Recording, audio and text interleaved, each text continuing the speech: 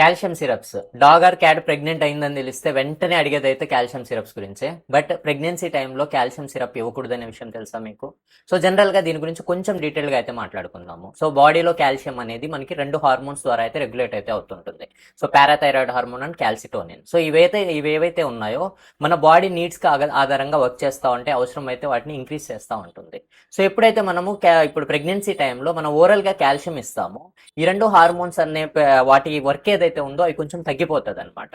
So body అనేది ఇవి మనం బయట నుంచి ఏవైతే ఆర్టిఫిషియల్ గా ఇస్తున్నామో ఓరల్ కాల్షియం దానికి బాగా అలవాటు పడిపోయి ఈ 2 హార్మోన్స్ ప్రభావం అయితే తగ్గిపోతుంది.